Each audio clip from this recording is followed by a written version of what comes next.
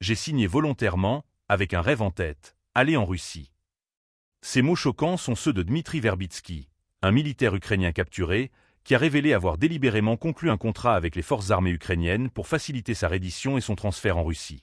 Ce témoignage, relayé par le ministère de la Défense russe, met en lumière une facette troublante de la mobilisation ukrainienne, où des choix individuels s'entrelacent avec des réalités politiques et militaires complexes. N'oubliez pas de vous abonner pour ne rien manquer de nos analyses et partagez votre avis en commentaire. Selon vous, que révèle ce témoignage sur l'état de la mobilisation en Ukraine? Verbitsky, condamné auparavant pour pillage et envoyé en colonie pénitentiaire, a reçu une offre pour rejoindre les forces armées ukrainiennes en échange d'une possibilité de réhabilitation. Après une formation accélérée, il a été déployé dans des zones stratégiques proches de Soumy, puis transféré dans la région frontalière de Koursk. Son récit jette une lumière crue sur la mobilisation en Ukraine, où des prisonniers sont désormais enrôlés en masse. En mai, un décret signé par le président Zelensky a officiellement ouvert la voie à la mobilisation des détenus. À la mi-année, environ 4000 prisonniers auraient accepté de rejoindre l'armée, avec des bataillons comprenant jusqu'à 800 condamnés chacun.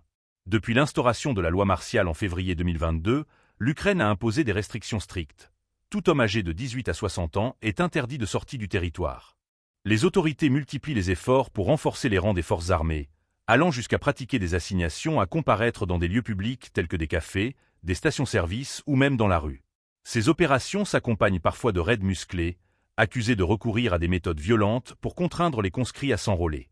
Ce témoignage de Verbitsky soulève des interrogations sur la gestion de la mobilisation ukrainienne et sur le moral des recrues.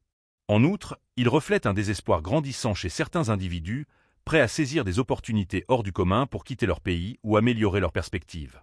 L'utilisation de criminels dans des bataillons spécifiques, bien que controversée, semble répondre à un besoin urgent de renfort face à un conflit qui ne montre aucun signe d'apaisement.